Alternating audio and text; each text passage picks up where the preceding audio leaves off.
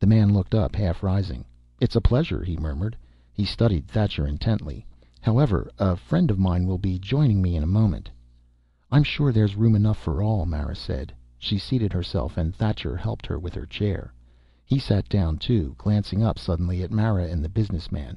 They were looking at each other almost as if something had passed between them.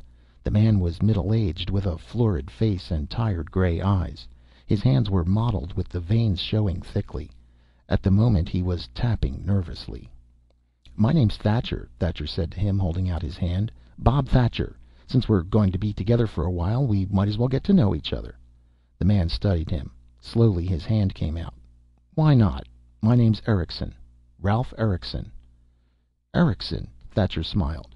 "You look like a commercial man to me." He nodded toward the sample case on the floor. "Am I right?" The man named Erickson started to answer, but at that moment there was a stir. A thin man of about 30 had come up to the table, his eyes bright, staring down at them warmly. "Well, we're on our way," he said to Erickson. "Hello, Mara." He pulled out a chair and sat down quickly, folding his hands on the table before him. He noticed Thatcher and drew back a little. "Pardon me," he murmured. "Bob Thatcher's my name," Thatcher said. "I hope I'm not intruding here." He glanced around at the three of them. Mara, alert, watching him intently. Heavy-set Erickson, his face blank, and this person. "Say, do you three know each other?" he asked suddenly. There was silence. The robot attendant slid over soundlessly, poised to take their orders. Erickson roused himself. "Let's see," he murmured. "What will we have? Mara?" "Whiskey and water." "You, Jan?" The bright, slim man smiled. "The same." "Thatcher?" "Gin and tonic." "Whiskey and water for me also," Erickson said. The robot attendant went off. It returned at once with the drinks, setting on the table. Each took his own. "Well," Erickson said, holding his glass up, "to our mutual success." All drank. Thatcher and the three of them, heavy-set Erickson, Mara, her eyes nervous and alert, Jan, who had just come. Again a look passed between Mara and Erickson, a look so swift that he would not have caught it had he not been looking directly at her. "What line do you represent, Mr. Erickson?" Thatcher asked. Erickson glanced at him, then down at the sample case on the floor. He grunted. "Well, as you can see, I'm a salesman." Thatcher smiled. "I knew it. You get so you can always spot a salesman right off by his sample case. A salesman always has to carry something to show. What are you in, sir?" Erickson paused. He licked his lips, his eyes blank and lidded like a toad's. At last he rubbed his mouth with his hand and reached down, lifting up the sample case. He set it on the table in front of him. "Well," he said, "perhaps we might even show Mr. Thatcher."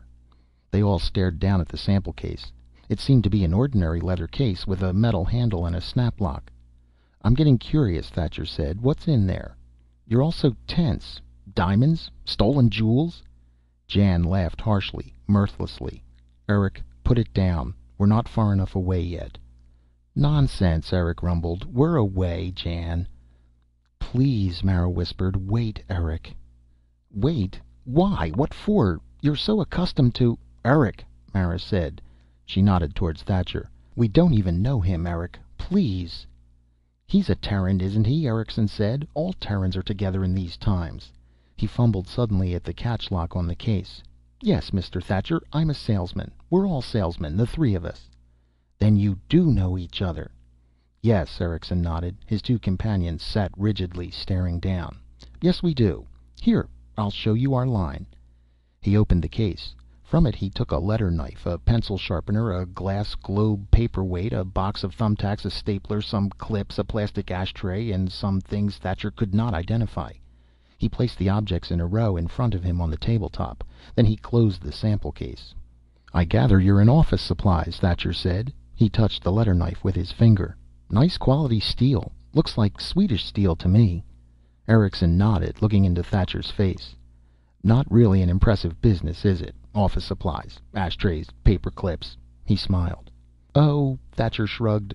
"Why not? They're a necessity in modern business. The only thing I wonder—" "What's that?"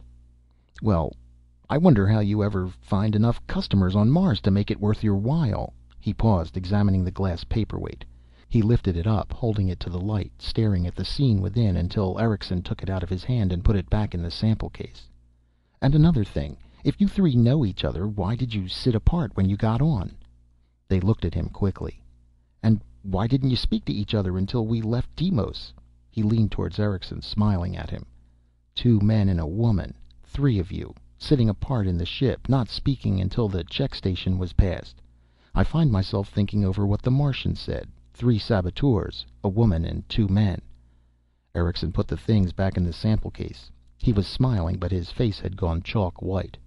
Mara stared down, playing with a drop of water on the edge of her glass. Jan clenched his hands together nervously, blinking rapidly. "You three are the ones the Leiter was after," Thatcher said softly. "You are the destroyers, the saboteurs. But their lie detector, why didn't it trap you? How did you get by that? And now you're safe outside the check station." He grinned, staring around at them. "I'll be damned. And I really thought you were a salesman, Erickson. You really fooled me." Erickson relaxed a little. "Well, Mr. Thatcher, it's in a good cause. I'm sure you have no love for Mars either. No Terran does. And I see you're leaving with the rest of us." "True," Thatcher said. "You must certainly have an interesting account to give, the three of you." He looked around the table. "We still have an hour or so of travel. Sometimes it gets dull, this Mars Terra run. Nothing to see, nothing to do but sit and drink in the lounge." He raised his eyes slowly. "Any chance you'd like to spin a story to keep us awake?" Jan and Mara looked at Erickson. "Go on," Jan said. "He knows who we are. Tell him the rest of the story." "You might as well," Mara said. Jan let out a sigh suddenly, a sigh of relief. "Let's put the cards on the table. Get this weight off us. I'm tired of sneaking around, slipping." "Sure," Erickson said expansively. "Why not?" He settled back in his chair, unbuttoning his vest. "Certainly, Mr. Thatcher. I'll be glad to spin you a story, and I'm sure it will be interesting enough to keep you awake." They ran through the groves of dead trees, leaping across the sun-baked Martian soil, running silently together. They went up a little rise, across a narrow ridge. Suddenly Eric stopped, throwing himself down flat on the ground. The others did the same, pressing themselves against the soil, gasping for breath. "Be silent," Eric muttered. He raised himself a little. "No noise. There'll be Leiters nearby from now on. We don't dare take any chances." Between the three people lying in the grove of dead trees and the city was a barren, level waste of desert, over a mile of blasted sand. No trees or bushes marred this smooth, parched surface. Only an occasional wind, a dry wind eddying and twisting, blew the sand up into little rills. A faint odor came to them, a bitter smell of heat and sand carried by the wind. Eric pointed. "Look, the city. There it is." They stared, still breathing deeply from their race through the trees. The city was close, closer than they had ever seen it before. Never had they gotten so close to it in times past. Terrans were never allowed near the great Martian cities, the centers of Martian life. Even in ordinary times, when there was no threat of approaching war, the Martians shrewdly kept all Terrans away from their citadels, partly from fear, partly from a deep, innate sense of hostility toward the white-skinned visitors whose commercial ventures had earned them the respect and the dislike of the whole system. "How does it look to you?" Eric said. The city was huge. Much larger than they had imagined from the drawings and models they had studied so carefully back in New York, in the War Ministry office. Huge it was, huge and stark, black towers rising up against the sky, incredibly thin columns of ancient metal, columns that had stood wind and sun for centuries.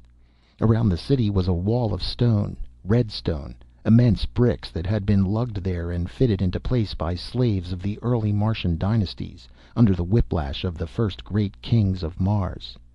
An ancient sun-baked city, a city set in the middle of a wasted plain, beyond groves of dead trees. A city seldom seen by Terrans, but a city studied on maps and charts in every war office on Terra. A city that contained, for all its ancient stone and archaic towers, the ruling group of all Mars, the Council of Senior Leiters, black-clad men who governed and ruled with an iron hand.